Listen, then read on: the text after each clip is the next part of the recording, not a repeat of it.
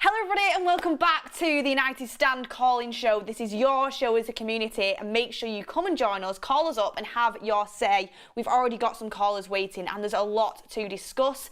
Co-hosting with me today we have Adam. Adam, I mean, you've not been on the channel for a little bit, but the Maguire stuff coming out this morning, Ivan Toney potentially. Initial thoughts? Yeah, Maguire, shut up, stop talking. Toney, take him in a heartbeat. But this isn't about me, this is about the callers, so let's see what everyone else has got to say about it. It's International Week, isn't it? So every sort of other story everyone wants to get their teeth into. No one's bothered about international friendlies, well, for us anyway. No one cares. Who cares about England cares? against Australia? No one. I mean, unless that's in the cricket, I really don't care, to be honest. It's just a game I'm not really interested in. But yeah, United, obviously, they had to pick Maguire to go and do that interview, didn't they? 30 minutes, international duty. It's like, seriously, we just got rid of him and then you throw him right back in our face, Southgate. Well, I was just saying, it's like the fans suddenly decided to start getting, well, understandably started to decide to get sympathy for him. You know, people feeling saying maybe he should start next game. And then he comes out and does exactly what Maguire usually does and brings us all back down to earth. And you just think, why do I even feel sorry for you, like speaking like that? But let's get other people's takes on it. And it's your guys' show, so make sure you call up, link in the description. But we are going to get a caller in a second because apparently that they're lagging a little bit, Adam. So, Adam, with Maguire, do you think he should start next game? No, not at all. Who would you start then? Who would you start then? Well, it depends. If everyone's available, I would be starting Johnny Evans ahead of him anyway.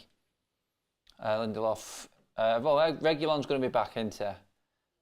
So I would say for me, whoever's fit, if Varane's back or not, we don't know. I mean, honestly, I think Johnny Evans is definitely ahead of Harry Maguire for me, anyway. So I'd work with that. Yeah, I'd work along that. Reguilon back is a big plus for us because we've got a natural left-sided player. I think Johnny Evans, I think he's actually fifth choice, Maguire's sixth choice in my book. I'm with you on that one. I'm absolutely with you. Lego says, is Adam happy now? He was sad seeing United making him down. It was a little bit of something there, Joy. Like, injury time winners, you cannot beat them, really. But the reality is a lot greater than one game against Brentford. We were 5 minutes away from losing a game. I can't get it out of my head. It was terrible. It would have been terrible, but we live off them 3 points for now. We move on to the next game, but we have got our caller ready to come in, wanting to talk about the centre-back situation and really wild shout for a centre-back. So let's bring in him. Nolan, are you here with us? Yeah, can you guys hear me? How are you doing? How you doing, Nolan? We can hear you, Nolan. I mean, Nolan, you wanted to talk about a centre-back situation. I can't help seeing on my notes here, it says that you think we need two centre-backs and one of them being Braithwaite from Everton. Can you explain to me what you're thinking is there? Signed a new deal as well.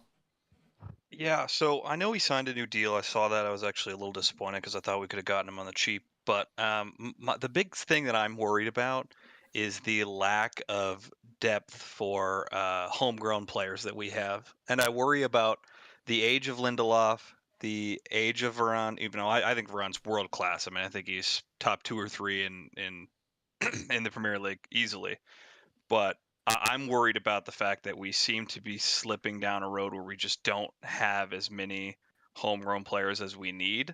And I could see a world where, I mean, this might hinge on maybe even getting new owners or something, but I could see a world where we're in for 2 center backs in the summer. And I just think one of those should be a young English talent that we can work with. I have to agree. I do think Braithwaite is talented. I've not seen enough yet to say, you know, Man United should go out and buy him. I think we'll know. By the time the transfer window comes around, he'll have had quite a lot more games under his belt, and we'll see if he can be consistent with it. I know Dyche is more than happy with him at the moment, and he's chuffed that he was signed. What a signature does on a contract these days, I don't know. You can't really take much of it, but all Everton, I think, have done is just secured value for that player going forward. And obviously their financial situation, everything that's going on off the pitch, it's a good shout. It could be someone in there, and Everton I don't think would stand in his way, especially if the right price came in.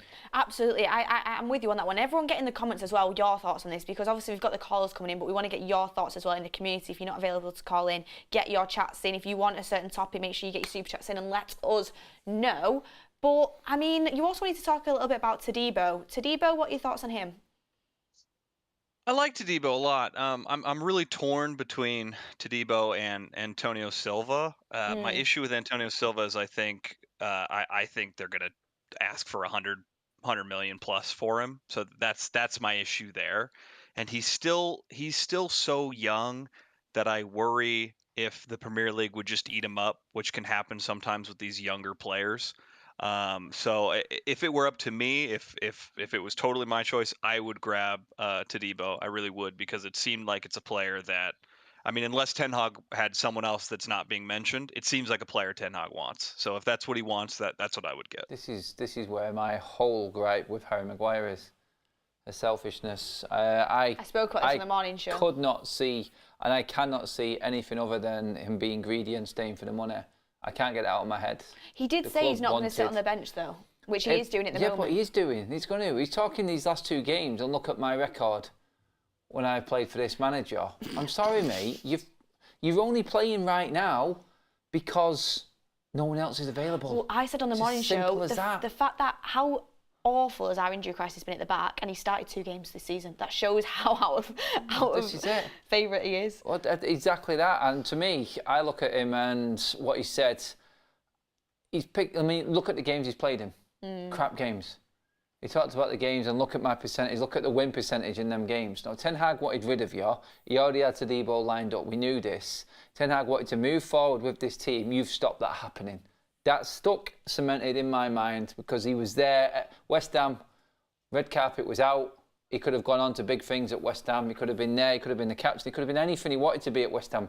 His time has run at Manchester United. And for me, it was greed. It was always be greed. I don't care if he's a United fan. You're a professional footballer. That goes out the window. Once the blue, always the blue. Just ask Wayne Rooney. You've got to go where your career is taking you. That's your path. And for him to stay there, and the only reason he's staying there, and I hold Southgate responsible for that as well, is because he knows he's in that England team. Yeah. It's a disgrace. It's an absolute disgrace. Well, he said he wants to do the best thing that's for the club. I said the best thing to do would be to leave so we can get someone else in. But Exactly. Nolan, just to wrap up, I'm just wondering on this, if we brought in Todibo, Braithwaite, Antonio Silva, I agree with you on Antonio Silva. I think he looks like he's got the most potential out of them all, but it's the age thing. He's super, super young. It's a massive risk. What centre-back would you see going the other way for Man United? Who would you want to leave? Would it be Maguire? Well, I just looked it up just to confirm my suspicions, but by the start of next season, we will have 3 center backs of the age or over the age of 30. 4 if you count Evans, if Evans did come back. So my issue there is, like I said, we need to get younger at the center back position. So for me, I'd bring in Todibo at the start of the season. I'd like to bring in Brandwith at the start of the season. Obviously, we know how United is with bringing in players early, but I'd like to get that competition going and starting. And if it were up to me, the first game of the season would probably be Varane and Martinez at center back there. But that would get the opportunity where, okay, now we got a cup game midweek. Todibo can slide in there. Okay, now we can get, if we did get Brandwith, we can bring him in. If we got Silva could come in for a cup game or something and start getting those players more minutes, because these players that are over 30 are really starting to shift out. I think Maguire obviously has to go. I like Lindelof a lot, but I just think the age is starting to catch him. He's starting to move a little bit slower on the pace or on the pitch. Well. So, yeah, and also injury issues. So I think Maguire has to go. If he does, that's another story. And then I really think we have to start realizing that we are very old at the center back position. Yeah. Really good point there, Nolan. I think he's brought, I mean, I think people know this, but he's brought it to our attention. Thank you, Nolan, for calling in. Really do appreciate that. But it's like, it is true. Realistically, the only centre-back we've got that's got potential in him now is Martinez. That's it. That's crazy. And look at Saliba at Arsenal. I think, how old is he? 22? And we are really struggling in the youth department in that, Mike. I mean, I know Reece Bennett, personally, he's only just come back from injury. He would have been on the tour. He would have been another one that Ten Hag was looking at. He played him in the games just after the World Cup in Spain, and that little tour we did. He did start the start of pre-season, but obviously the injury there, and he's just come back again now. Obviously Mengi's gone back out now. He's been sold on. This is where we are with centre backs though. At the moment, we just haven't got enough coming through our own academy. Yeah. So the likes of this market, and like what Nolan was saying there in terms of looking for that younger player outside, this is why Ten Hag is looking at the Todibos of this world. He's going to have to think outside the box. That deal was there to be made, and Harry Maguire did stop that deal. Yeah, he did. Matthew James Whittall, thank you for your first super chat. Really do appreciate it. I mean, interesting stuff. I can't get over Maguire came out and said that. But we move on to the next caller, Tristan. Tristan, are you with us? Tristan, are you with us? Yes. How you doing, Tristan? You good, mate? I'm doing well today, yes. How are you guys doing? Oh, very well, Yeah, mate. good. Thank It's you. nice to get asked back, isn't it? It's nice to get asked back. Pleasant. I mean, Tristan, talking about the next 3 games for Manchester United, the games that we have got coming up, we've got Sheffield United away, we've got Copenhagen at home, and then we've got the big one, the derby at Old Trafford. I mean, how many points are you expecting to see out of them 3 games for Man United? I mean, to be honest, expecting-wise, I think we'll probably get, the 3 points in the Premier League against Sheffield pretty easily, and then another 3 points against Copenhagen. I do see us losing that game against City. Just breaking news: we might lose the game against City. I completely agree with you. Go on. Yeah, I think we would lose the game against City, just given the fact that our form has been, obviously pretty bad over the last couple of weeks. I think that us not scoring goals, and definitely us defensive-wise, if we keep playing the defensively as bad as we have been before, I think that City will just be able to strike 2, 3, 4 goals past us. Hoping, obviously, at Old Trafford, hoping that doesn't happen. But from the first 2 games, we need to get 3 points against Copenhagen, because if we don't get 3 points against Copenhagen, we're I don't even know if it's even then possible for us to get out. I don't think it is, unless we somehow it's a must-win game. win You have 3 to win. games afterwards. It's a miracle. But no, I think we need to get 6 points. Tristan, out of those 3 games. If we don't get 6 points, then it'll. Tristan, get them 6 points, what lineup are you sort of looking at for Erik ten Hag to go with? Because it has been sort of a different lineup every game so far. So what would you think he needs to do to get them points that you're talking about? I think that, honestly, it depending on obviously who comes back after the international break, but I think that he's going to have to start with obviously Reguilon or Malacia at left back, hopefully. And then I honestly would just, at that point, I think not Martinez, I think that Varane will be back. So I think we'd play with Varane, Lindelof, and then, in my opinion, Delo, and then obviously Onana in goal, because I don't think we should drop him, because the confidence would just spiral out of control as well. Then I think in the midfield, I think we would play with Casemiro, Amrabat, just because we need to get consistency between them two. And then I'd just say I would keep Bruno, and I would keep starting with I would start Antony, and then I'd put Mount on the bench, and I'd play Garnacho, and I'd play Højlund.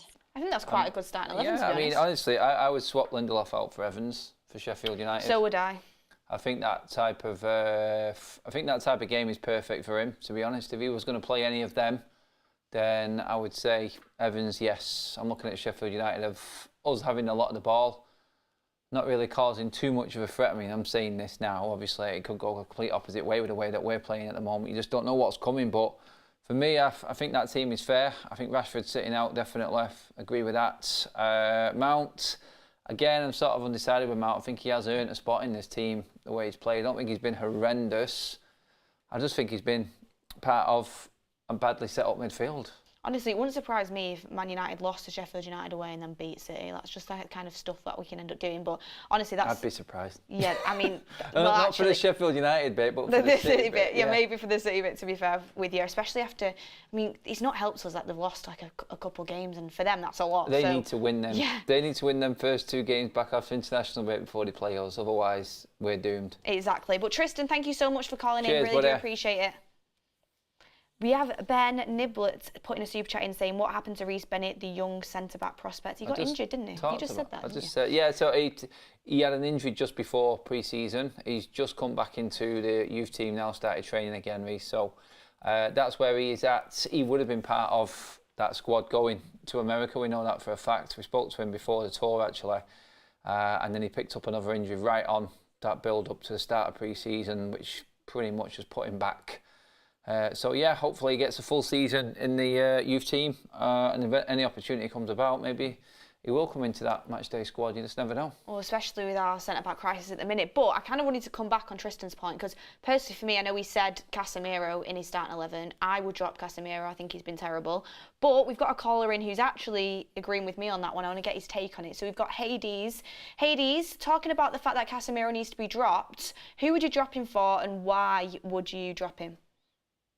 Hey guys, how are you doing? All right, Hey. mate. Yeah, I would drop Casemiro. I'm a bit of a nerd, so I watch our games back without the emotion and I analyze them. And I've just noticed Casemiro from last season. He's so leggy, like he's just that half a second behind everyone else.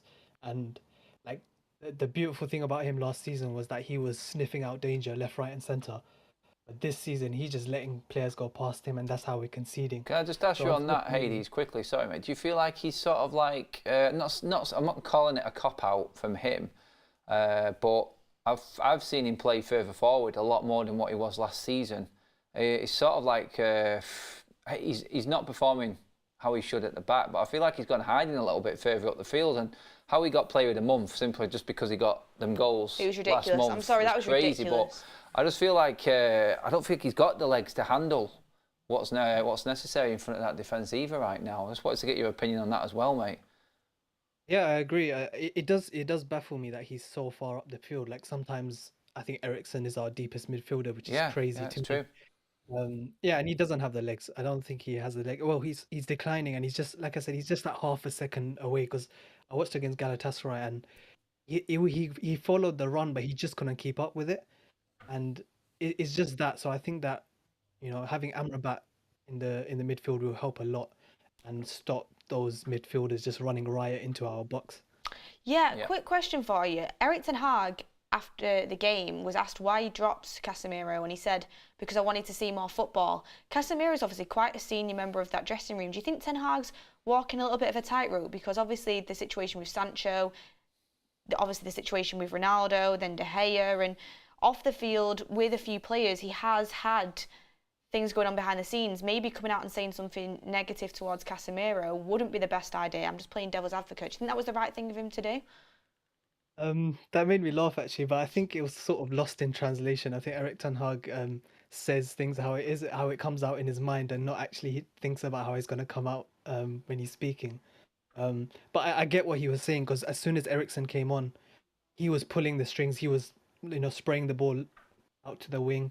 And Casemiro, like he tries to do that, but I just don't think he's got the technical quality of an Eric Ten Hag midfielder like he had in the past. Frankie De Jong, Gravenberch, Alvarez. These sort of players are technical players, and I don't think Casemiro has that quality on the ball that Eric Ten Hag wants. So I understand what he said, but I don't think it was a dig at Casemiro, and I think Casemiro's experienced enough to understand that, in my opinion. Yeah, I completely agree with you. I just wanted to ask the question. Lastly, who would you partner with Amrabat then in that midfield? What other two midfielders would you put in? It's a really ambitious shout because I really love him, but I want to see Mainu start at some point, but I don't think he'll be ready for Sheffield. So I would actually play Mount. I would play Mount next to him because I think Mount has been incredible since coming back into the team, and then I'll play. Obviously, the only other player is Bruno in the attacking midfield. That's the exact midfield I'd go with as well. I got torn apart for saying that on Twitter, that I'd go with Amrabat, Mount and Bruno. But I think Mount has been underrated since he's come back in. I think he's been really good. So I agree with you. Thank you so much for calling in. I mean, Adam, on Casemiro there, I mean, I think he has been so sloppy. I mean, he's passing as well. It's like one really good pass, 10 really bad passes, and it puts us in such a negative situation on the counter-attack. What are your thoughts on him? Well, I said it last week and I got slaughtered. I said, drop Onana, drop Casemiro and drop Marcus Rashford. Onana drops a clanger, we go 1-0 behind again, Brentford. We start playing football when Rashford and Casemiro come off the pitch. It's not rocket science. When you see players that are out of form, it's all right to take them out. You don't have to leave the name in there. Like I said it all the time, play the best team, not the best players. It's England's fault for years, for centuries, playing the best players or the so-called best players instead of the best team. You've got to find that system that works for you, and if that means one of the big guns comes out, he's got to look at it and find a way back in. It's part of being a United player. What did you think about Ten Hag saying that about the substitution of Casemiro? I heard a few people weren't happy with it, but I thought, why are you not happy with it? He's the manager. Yeah. He's the manager. He does what he wants, and it won us the game. Watch the Beckham documentary. Yeah, it won us the game. It's like these players think that they've made it when they come to United now. That's the difference. Whereas back in the day, it was built, and you can see this in others. So this isn't just going down nostalgia street again for me because I'm old. Is a look at Liverpool, look at the stars that drop out of that. Say, look at City, Look how many players sit on the bench. You're like world-class, top of their game players sat on the bench, struggling to get in the team. That's what you have to deal with when you're at a top club. And we're sliding away from that. Like Pep said Calvin Phillips was overweight. Pep said Grealish wasn't giving enough output for a forward player. Pep said Walker couldn't play his system, which is why Rico Lewis was playing. Like, this does happen. I think. And you've seen what Walker came back like. Yeah, exactly. I think our fans and a lot of people in the media need to stop being as soft. Yeah, exactly. That is the word, soft. Will is Manu says, I think Silva and Joel Hatto are answers to centre-back problems. Hatto is the 5th youngest to start in Ajax history and looks quality for 17. #Glazers out. Big risk going for a player like that. And to be honest, I've not really seen much of him. So, I mean, I can't really comment on that. But interesting stuff if people do want to kind of go and look at him. But we have our next caller coming in, Adam, and it is James. James, are you with us? Yeah, I'm here. Can you hear me? I think he's definitely on the road of dropping the big guns again, James. Talk us, Rashford, Casemiro, Bruno's mentality. Are you questioning his captaincy? Yeah, I think his captaincy is really poor because I think you look at the TV, he's always complaining and complaining. He messes up a pass, he's complaining. Something doesn't go his way, he's straight in the referee's face, and I think that's just not what a captain should be doing. I think a captain should be calming the team down, relaxing them down, and they're just not. He's always the one complaining the most. And if you have a player complaining, your captain should be going over to them and saying, "Don't be shouting at the referee, calm down." But he's the one actually initiating the whole thing, and I just think it's a bit embarrassing, to be honest. Who should be captain them? That's a difficult question, to be honest. But I'd say Casemiro, but there's this thing about his English, wasn't there, that he's not got the greatest English. I think that was a thing on why he's not captain. But I don't have an answer for who should be captain, but I just think Bruno really needs to sort out his mentality because it's just not good enough. Don't you think that it's really not good enough? Don't you think that shows a problem, the fact that when people say who should be captain, you struggle to even find an answer? Does that show lack of leaders in the team? It does. I think Bruno is a leader. I'm happy with Bruno as captain. I like the way he is. I feel like his winning mentality does get the better of him. Like, he does challenge absolutely everything. There's a question, I mean, you've got to sort of admire it a bit. There is a question why things go wrong every time with Bruno. Like James says there, he's like complaining every time he plays a poor pass. Half the time that's probably in his head, him destroying himself and asking why he's played that pass, but it does come across on the pitch like he's moaning at everybody. The referee side, well, that's going to come to a head anyway because you're not allowed to even whisper in the referee's ear at the moment, the way these new rules are coming out. So I think that will be harnessed. But I do agree in terms of his mentality. It's right, but I've always said it needs harnessing. Bruno, he's like that superhero, isn't he? You don't know what his power is. You know it's there. You just got to figure out the best way to fit it into our team. And he just needs to stop trying to do everything himself when things are going wrong. Yeah, I'm with you on that one. I mean, did you say, I think you mentioned then Casemiro could be captain, but I think in the notes you said I would have picked Varane, but he just never fit. Yeah, I think in the notes you said you wanted to drop Casemiro and Rashford as well. Am I right? Yeah, I know, but that's the big problem that we have. Yeah, the only other guy I can recommend for captain would be Varane. Obviously, he's injured, or Casemiro. But again, Casemiro's he's not been great. And I wanted to talk about that tackle he made against Galatasaray that got him sent off. I think you've got him in. He's a veteran of the game. He's a veteran of the Champions League, and I think that challenge was reckless. And we're now missing a player, our main, central defensive midfielder, because obviously our left back is out. So I think that challenge from him was reckless. I was really disappointed that he did it. There was no need to do it. He didn't go for the ball. He just was behind him and just took him down. Yeah, I was outside Old Trafford after that game, and there was people arguing about Casemiro. Actually, just let the goal go in and then try and fight back. You're giving a penalty away. There's more often than not it's going to be scored. You're off the pitch. Let's fight back with 11 men. We know we can take them.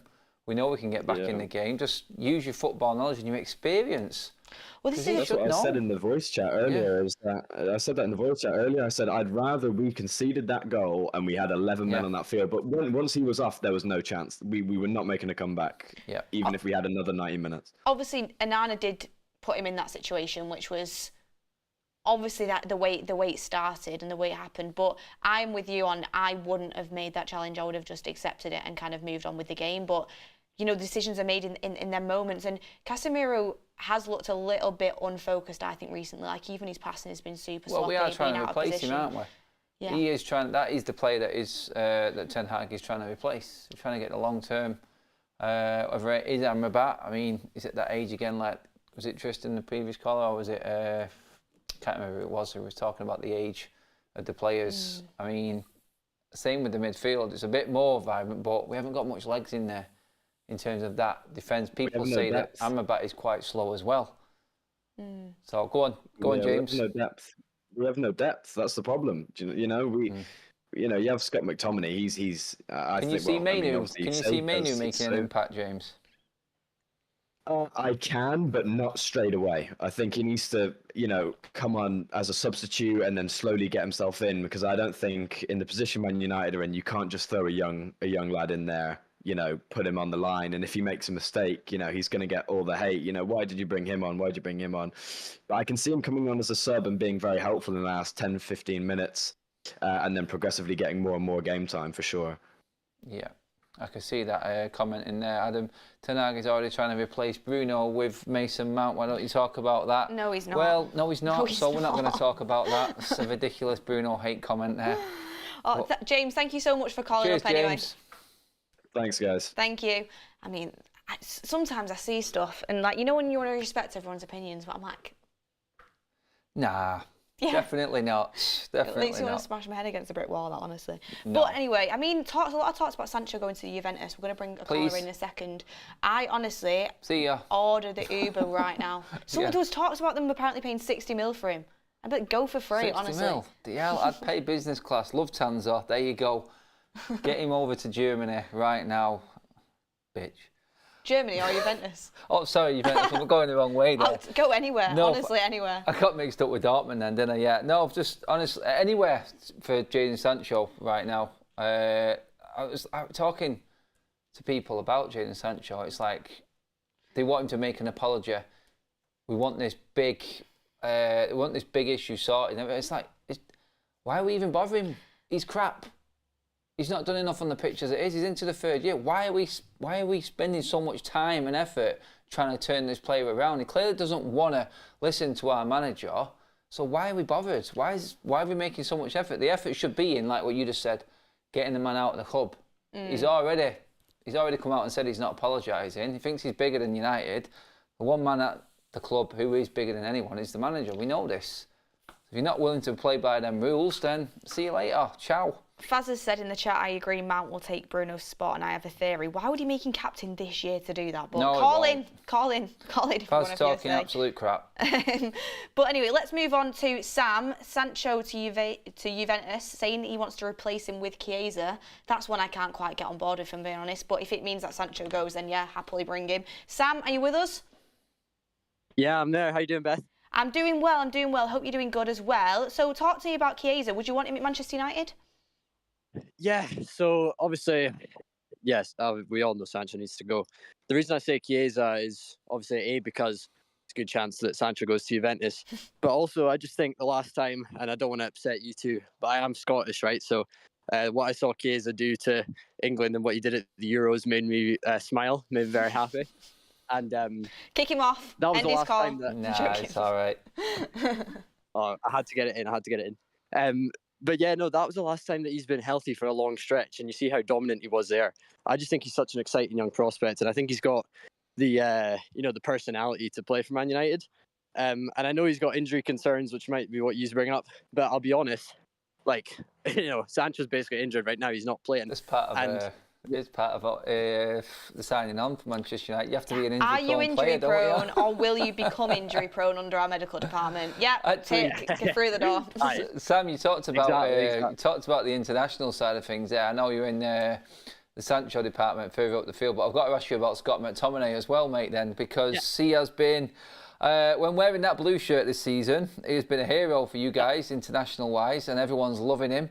He turned up, saved us at the weekend as well for United. I mean, for you, honestly, as a proud Scotsman, like you say you are there, is Scott McTominay, has he got a part at Manchester United, or is he another player that you would probably be trying to move on, trying to make money off, because there is value in him? Yeah, so Adam, I can't thank you enough for asking. Like, it's a dream question.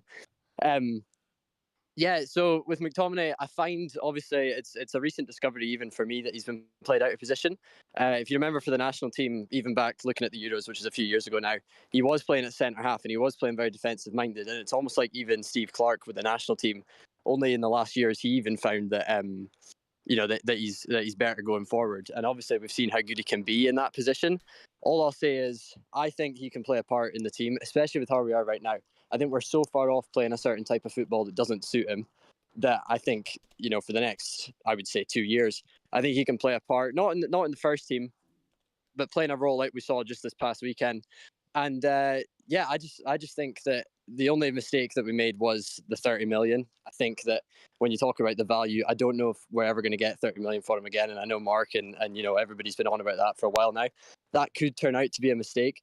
But I think for what he can bring to the team, in the near future, I think it was worth it for him to stay. And obviously losing Fred, Beth, we're halfway gone with McFred. I think that I would have rather kept Fred and let Scott go, simply because we would have made more money. But at the end of the day, the whole money saving action and all that kind of thing, until we get new owners in, it doesn't really matter anyway, does it? Yeah, that's why I always found that statement from the football club. He's the youngest senior player in that midfield area for Manchester United, but Ten Hag doesn't play him. Who? I know. Scott McTominay. Yeah. That was the statement that came out from the club in the summer, and why it would have to take a monumental bid to get him out of the club, but then Ten Hag doesn't play him. He's not the youngest senior player. Donny van der Beek is. Youngest. There you go. Youngest. I mean, it was more like a youngest, experienced, knows the club player, because he has played more games than. Oh wait, no, Mason Mount is now. Donny. Mason Mount's our youngest. It's like when they say senior, he's been there the longest. Oh, okay. Sorry, I didn't hear that senior at the beginning. Yeah, that's how they look at it. I mean, would you want to keep him? Would you want to keep him to be part of the squad? Super sub's his best place. Do you see him as a future there? I mean, do you think so, Sam? Yeah. So for me, I just think that he's in the right role, and I know it's a bit of a cliche to say, and you might not appreciate me saying it, but he does get what it means to play for Man United. Like, he's been here since he was a toddler, right? Mm-hmm. Oh, we lost Sam there. Is Sam gone off? Oh, hello. Oh yeah, no, he's still there. Again. Still there. Got you back again. I mean, interesting. Sorry. Interesting. Last thing I'll ask you about Sam is we've got a super chat in here saying we really need to stop starting names and start balance. Casemiro, Amrabat, Bruno, Garnacho, Højlund, Facundo is our best balanced front line. I mean, what are your thoughts on that? Well, I think that's a good point. I think Pellistri is the name that a lot of people are going to bring up, and just what I was prepared to say until Adam made my day by asking me about McTominay. But what I was going to say about Chiesa and that was that I honestly don't even think that there's a desperate need to replace Sancho, even if he goes, because even with, I think, Pellistri there, I think this is a season. If you look at it now, if we look at it realistically, we were talking in the waiting room there a minute ago about possibly bidding off the Champions League. I think this is a perfect chance to give Pellistri a good run of games. And I think we've got enough in that winger position, even without Sancho, when we're healthy, which is doesn't feel to be possible. But when we're healthy, I think we've got enough there. And yeah, obviously getting Amrabat in the midfield, that can't happen quick enough. Yeah, I'm with you on that one. Thank you so much for calling up and joining us. I really did want to say that if we did get, Adam. Thank you. If we did get money from Sancho, I would so put that into a centre back or a right back even. Yeah, forget replacing that position. You've got Ahmad coming back as well. Yeah, you got Ahmad, you got Pellistri, you got Antony, Rashford can play there. He's an abundance of talent in that area of the pitch. I would be putting that into, like you said, the midfield or centre back. Where would be priority for you? Like, centre back. Sancho, would you go in at centre back knowing that we've got players coming back? I mean, if you were going to spend it in January. Centre back. Still centre back. Yeah, because honestly, I look at the centre backs. Right, okay, so Varane and Martinez, when they're both fitting on it... I'll change that around a little bit for you. If that money was then going towards a £100 million centre midfielder in the summer, guaranteed, would you go with the midfielder in the summer, or would you buy the centre back in January out of desperation? Centre back? I think we desperately need a centre back. We need a midfielder as well, do not get me wrong. But if you look at Man United, right, Varane and Martinez, when they're on their day, on form, absolutely great starting centre-back partnership, but you've got an issue. Martinez now has had this injury twice. I think Martinez is here for the long haul, and I do really like him, but he's had this injury twice. And Varane, I'm sorry, I love him, and I think he's excellent, but he can't stay fit for more than 2 games. And you just can't build a team with someone like that. And then when you go past them two, Lindelof is a decent squad player, rotational player, but for me, he's just never going to be a starter. And then you look at McTominay at the defence. Evans, people clutching at straws. Come on. I mean, Johnny Evans has been good, but there's no way he's kind of that person that's going to be there for a long haul to be a reliable centre back that you can build with. Maguire, I'm sick of speaking about Maguire. Like, he needs to go. So you look at the centre backs, you've basically got, apart from Martinez, no one with any real longevity or future. I think you have to buy a centre back, especially when you look at Man City with the array of centre backs they have and how useful it is for them across the season. Arsenal as well now. Yeah, they're building there as well. So talking about defence though, your next caller George is looking to cash in on Dalot. Cashing on Dalot. I mean, I personally wouldn't, but I'd be interested to see what George would say. George, you with us? George? Yes. Can you hear me? George? Yes, we've got you, George. So you want to cash in on Dalot for Frimpong, am I right? Why would you want to do that? Yes, you're right. Yeah. Like I told you the last time I was on the show, I live in Germany and in Mainz. Oh yeah, I remember you. Yeah, I watched Frimpong live a week ago against Mainz, and I was standing in the ultras section of Mainz fans, and every single one of those fans was like, "Oh my God, this fullback is amazing," and he was helping his centre back, he was helping his winger, he was inverting in, he was overlapping, he was putting crosses in. And the thing that he amazed me with the most is he didn't need to be told what to do. It was like intuition in him. Natural. He was like that natural fullback, yeah. And that's why I was like amazed with him. The way he played, I would love to see him at Old Trafford. And the thing is, I like Dalot, and we all know that Dalot is better than Bissaka offensively going forward. But as a backup, if we get Frimpong, let's say we get the all-rounder fullback, as a backup, I would much rather have a backup fullback that can do the job defensively and isn't as good offensively. And this is why I would much rather have Bissaka than Dalot as a backup. I understand that is one. Back to what we were discussing again then, Beth. If Sancho goes out, invest in the full-back and the centre-back. I think Todibo and the Frimpong would come under that valuation. I think we need a right-back, and I completely understand where George is coming from. I would be very... I don't know how to put it. I just don't think we should get rid of Dalot, though. Well, but then again, Wan-Bissaka has done pretty well. But I think Frimpong, Dalot can play left back. Obviously, he's not as. I've not seen Frimpong play over the course of 90 minutes more than I would probably say a handful of times when I've watched Leverkusen play in the Champions League. But from what I have done research on Frimpong, because obviously I've been looking at him for a long time, defensively I would worry about him in the Premier League. I can't lie. Going forward, he looks great defensively. I would worry about him, and I think in the Premier League you have to be on it defensively every game. It doesn't matter who you're against. Dalot is an established Portugal international who can play both sides. He's good technically on the ball, can play out from the back. I like Wan-Bissaka, but realistically, on the ball he can get caught. He's not technically as good as Dalot, so I would be swaying more to probably getting rid of Wan-Bissaka if I was going to get rid of one. To throw something else in the hat there, you don't need to sell either one of them. You sell Sancho, you've got enough money for a Todibo and a Frimpong. If the price is right, because Dalot can play left back. I think that's him. So Reguilon goes. You've already got your cover in Dalot. He doesn't need to go. George, do you want to come back on that?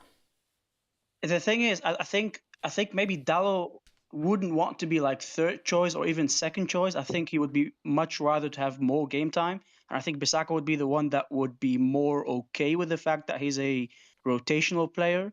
But either way, whoever goes, I think Frimpong is a great signing, and I think he will strengthen the Ten Hag way of playing. And just as a footnote, I know I criticize Ten Hag, people criticize Ten Hag, and we just have to understand that it's okay to criticize a manager, but we shouldn't be like sack him, because we should learn from the last decade. We have to break the cycle of get a new manager in, does good for a year, he does bad second year, get rid of him, a new manager. The cycle needs to stop. And whatever he decides to do, if he wants to if he wants to keep Dalot or keep Bissaka, you can disagree with that, or you can disagree with tactics or formation, but just he needs to be allowed to manage, and we need to learn from our past. We always say the Sir Alex era when we allude to the good times in the past, but we have to allude to the last decade of the bad times and the mistakes we did, and not do the same mistake with Ten Hag. Give him time, let him manage, and even if you disagree with it, it's okay. People disagree with Sir Alex. People disagree with Ancelotti, with Pep.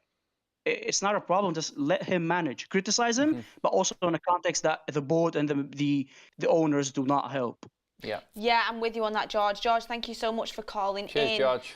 I mean, Adam, it's interesting to me. I do think we need a new right back. I think you are on with that. And we have been told quite a few times that Ten Hag really is looking at Frimpong, and we have looked at him quite a lot. We know for a fact, obviously, that United are definitely in for Frimpong. We know that this could be a player coming. It's been going on for quite a while as well, this kind of link to him. But you look at Dalot and Bissaka, and the bottom line is they're both good. None of them are top level. Look at this. Look at it this way. If you asked Ten Hag, honestly, would you change up any player in that squad for a better upgrade? He would say yes. He would say yes. We just haven't got the funds to do it. If that right back was available at Ten Hag wanted, he would go out and get him. I think Dalot has more potential to be better than Wan-Bissaka, but he does. But we have been saying Dalot has got potential for a long time now. He does still a only lot 23, of stuff. 24, I think. He does a lot of good stuff. He Same really age does. as Lassie, you know. Yes, but again, you look at other players at that age at the top level, and you're like, I'd rather keep him as a left back than Lassie as a left back. I'm not getting rid of Genuinely. Dalot. I'm not getting rid of Dalot. I prefer him on the left, to be honest. I think he's out. I mean, you cannot forget about his performance against Saka at the Emirates, when he absolutely he schooled him, basically. It was his best performance I've seen, and that's apparently on his wrong side. I think he's definitely good going forward. He's good cutting in as well from that left-hand side. He can whip that ball in. Players like Højlund can feed off him. I feel like he's the right type of full-back for a Højlund, especially going forward. And yeah, honestly, I wish we had more money. I wish we didn't have to talk about having to sell players, because I feel like we've got a decent enough squad in terms of players for coming in and replacing. We just haven't got any players in there that we can actually get value off and actually bring the player, like the first team player. We've got good players, like you said. Wan-Bissaka's contract's going out, and it looks like we're going to offer him a new one. and Dalot's just had a new contract, so it'll be interesting because we where can't they're going afford to cash to get in. anyone else. Yeah, Dark Mike Music Group says Sancho to Brentford, deal for Ivan Toney. Don't think Sancho would be going to Brentford when he's on 350 grand a week, but you know. And Tevin Jones says Aaron Wan-Bissaka is better to keep. Dalot is too suspect in defence. I know that the chat majority. The majority of the chat prefers Wan-Bissaka. It's always been on the United stand when I've been in the community. Everybody really does like Wan-Bissaka, but I'm not going to sit here and just go along with what the chat says. That's our opinion, so it is what it is. But anyway, Faz says, long as he can win the ball and carry it forward, we're good. Dalot stays. Interesting stuff. Anyway, let's get the next caller in and move the conversation along a little bit. We've got Ange back. Ange I wonder if it's the same Ange. But Ange, you with us? Top of the league, Ange. Can you hear me? Yes, loud we can and hear clear. Awesome. I'm back. I'm finally got through. Yes, we've got you on. I mean, it's so weird because he actually sounds like Ange Postecoglou. It could I'm be from him. Melbourne as well. He's from Melbourne as well. It could be Ange in disguise. We'll never know until we have an actual call in. But I wanted to ask you. You said, it's coming up here. It's coming up loud and clear. This is going to be an interesting one. Don't think Erik ten Hag can turn it around. Why are you thinking that? There's a range of reasons, but I think the one that was so did you guys follow Andy Midden from United Week 10? Yeah, we know Andy well. He's probably as connected to United as anybody in the media, and he was talking about how some of the players are not responding to Ten Hag, and I thought that was really interesting. So he goes, he was on the podcast with The Athletic, and even they were surprised when he said it. But I think we've heard similar things from other media members as well in the past week or two. So I think that for me, that's a big concern. There's a tactics element of football, but when we watch United play, the players don't look like they're believing. When they don't believe in Ten Hag's message, that's the feeling that I get, and they look devoid of any belief. And that's my big concern for Ten Hag. I don't think, does he have the skills to turn this around? Well, that's it. I think Ten Hag realised, and I said the conversation always comes up, style of play. What is United's way of playing? Nobody knows. Every other top club has it. He tried it at the start of last season. He found out very, very quickly that most of this team cannot play the way Ten Hag wants to play. That's clear and obvious, and then we had to adapt, and it turned out into just grinding out a season and getting to where we did. But I agree. I do believe that some of these players aren't good enough for Ten Hag. He wants more from them, and he demands a lot, like any modern-day winning manager does.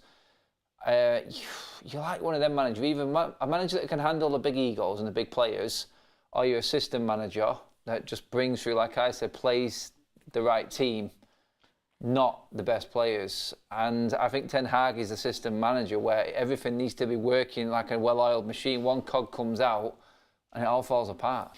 I mean, Ange, lastly, just to kind of finish off the call, what does Ten Hag need to do then? What does Ten Hag need to do to turn this around? How does he get the players back on side? Do you think there's anything where he's going wrong in his management?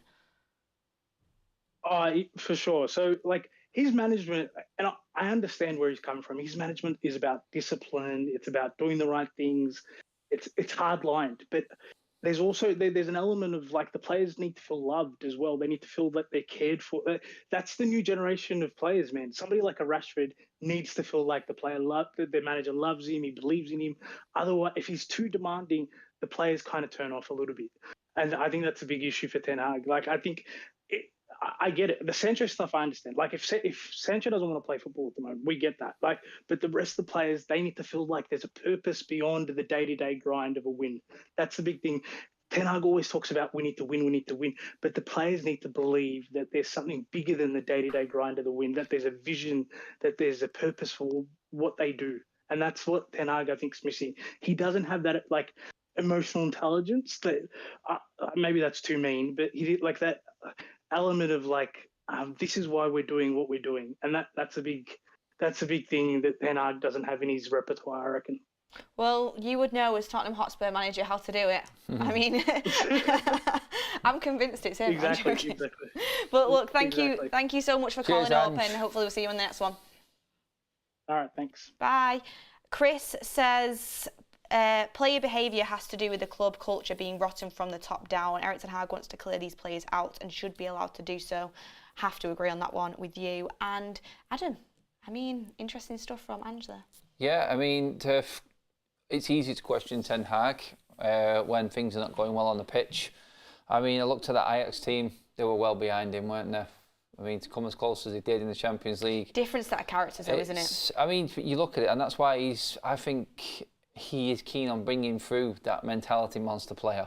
He's very particular on the type of player. It's like he knows the players. He knows the players well that he's bringing in.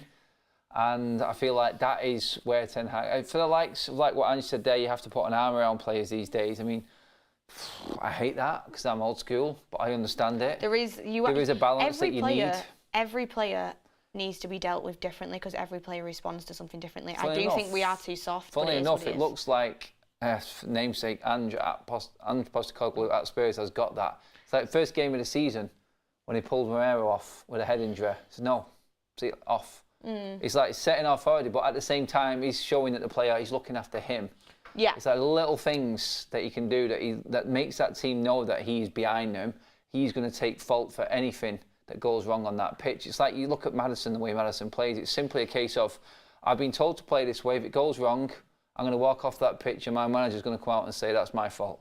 Yeah, I mean, I do think it's a tough situation. I think every manager has a different style, and we'll just have to see how Eric Ten Hag goes with it. But Pep doesn't look like that arm around it, the way he talks. I love a ruthless manager. I'm not going to lie. And I think players this day and age listen to the Beckham documentary when Capello came in. He wanted that drill sergeant type. He loves that type of manager. Everyone's different. Everyone is different. But we have DZ coming through on the line. DZ, you with us? DZ, good mate.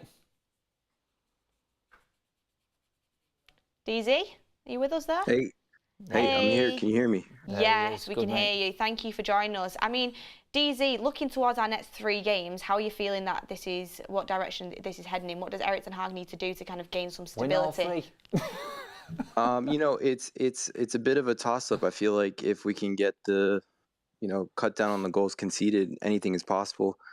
But we need fit defenders, and we need people who are willing to put in the work all around the pitch to help out. I mean, I've got a question, Go on. DZ. I mean, these are tough games, obviously, coming up right now. I mean, Sheffield United, we're expected to win that game, but You just know we're not gonna. Copenhagen and Manchester City, I mean, have we got room for being unlucky, actually having the performance in them games, but coming out on the wrong side of the result, or is it all about results right now? For me, it's all about results, and I would say damage limitation. You can't win the next two and then play City or whatever the lineup is, right? And then just get absolutely battered by City, because the media is waiting for that. They're waiting to ask the questions about Sancho and Maguire if we lose to City, and just create more turmoil and more leaks inside the dressing room. So it's all about damage control for me against City, and then, beating the teams that we need to beat, and honestly playing one game at a time. Yeah, no, I get that. I mean, DZ, you've been very critical of Rashford on spaces that we've done and conversations that we've had. Do you still see that left wing spot as somebody else's?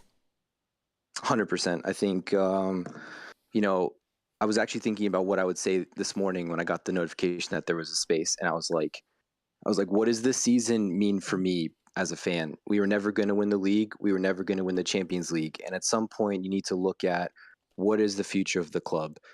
On some level, I would rather play Garnacho and let him develop, because I think he has a higher ceiling than Rashford. And if it means finishing 6th or 7th because of where we are as a club and the ownership, and we're not a serious club, what are we playing for at the end of the year? And I 100% would love to see Garnacho actually get a fair run of games as a starter, to see if he's actually the guy. Because I have my reservations about Rashford. Those aren't going anywhere. I mean, does that go on the other side as well, with the likes of Palestra?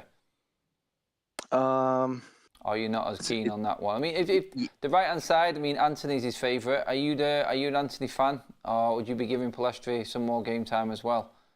I don't think they're mutually exclusive. I like Anthony, and I think Anthony has a high ceiling. I think Palestri is a talent, but for me, he hasn't done enough in terms of chances created and goal contributions for me to be sitting there saying, play him every week. He deserves to start over Anthony. And I'm a bigger Ahmad fan than I am of Palestri. So I'm more excited for him to come back from injury and actually have him push Anthony further along. Do you think Ahmad can actually do that, though? I mean, Ahmad has a better success record in England as a whole than Palestri and Anthony. So, I mean, I don't think it's easy to be a kid and go to Sunderland in the Championship and play and actually contribute and, take them to where they almost got promoted. Last thing I wanted to ask you about, DZ, is that there was a rumour this morning that Manchester United were considering joining the race to sign Ivan Toney. What would your thoughts be on that, and do you think that's a right move now that we've got Højlund in to bring someone like Ivan Toney in as well? I watched your video this morning, and I have good and bad about Ivan Toney. First one, gambling, a little weird. Don't know if I'm a fan of it, but I believe with the suspension, he's matured out of it. $60 million for a striker in this market is a great deal. My question is, do you find somebody younger and develop them? But also, are we actually in the race because Spurs and Arsenal are more serious and they actually have being champion ambitions and we don't?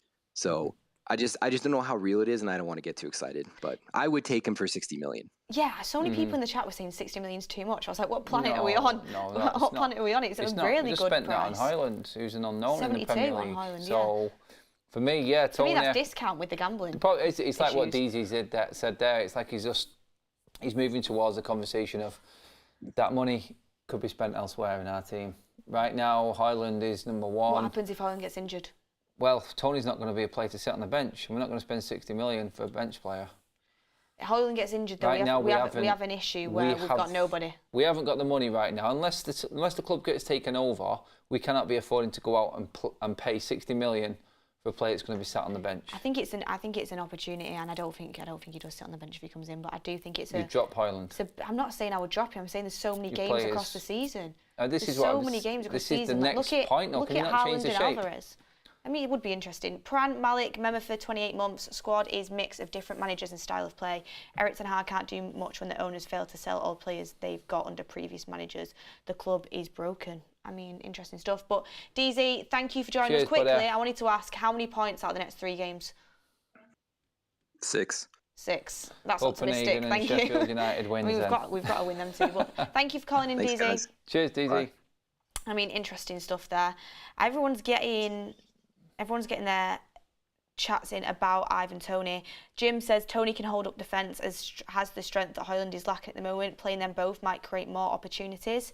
I'm not against both of them. Yeah, I mean, our wingers aren't really providing much for us at the moment, let's be real. But we have another caller calling in with a really interesting topic to talk about. Jordan wants to talk about why we drop off after scoring. It is a huge issue. We score a goal. That's why, I'm not joking. You know when we scored in the last minute against Brentford to win, I thought, thank God. And even then I was worried about 30 seconds of them coming back and scoring again. Yeah. Because we're that part. But Jordan, are you with us? Yeah, I'm here. Thank you for calling up, Jordan. I mean, Jordan, what are your theories as to why this team can't seem to stop conceding goals, especially after they score them? I personally think we should remove the scoreboard. Don't show the score for another 10 minutes, because as soon as that 1 comes up, or 2, however many it is, the heads just drop. And I do think a fine example of that is Højlund against Galatasaray. He put a shift in and it showed. But as soon as that goal went in, that was a goal up our end, and it needs to stop. Yeah, no, I'm totally with you on that one. It is frustrating because Liverpool, City, even Spurs and Arsenal now, Newcastle, we've seen what they did to Sheffield United. We can only dream of doing what Newcastle did to Sheffield United. Actually grabbing a team by the throat, because we know that they're down, and just finishing them off. Building the confidence. Our team needs that as well. We haven't scored more than 4 goals in a game under Ten Hag yet. I think the biggest win we had was at the back end of last season in the Premier League against Chelsea. And that was because Chelsea didn't know which way they were bleeding going. They were all over the place. And that could have been 5-4, because Chelsea had chances in that game as well. But Jordan is exactly right. It's like the drop-off straight away. The old saying in football is you're most vulnerable when you score a goal. You switch off for that second, but United just turn off for like 10-15 minutes and allow teams back in. It's like, I don't understand the mentality of it. Do you think there's any personnel changes that need to be made to that? Because for me, you bring in likes of Højlund and the Amrabats and even Reguilon coming in, all the fresh players seem to have a different outlook to the players that have been here, which is also a concern to me. Yeah, I think squad rotation is key, and bringing the players in like Amrabat, who have done very well at Fiorentina, I think his mentality is going to be key.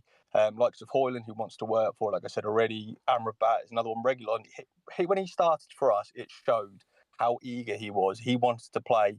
But nowadays, you get players who come for the paycheck and not want to play for the badge. And it is depressing. No, he's 100% right. It'd be interesting to see the dynamic in the team if you had an Amrabat, a Reguilon, a Mount and a Højlund in the same team.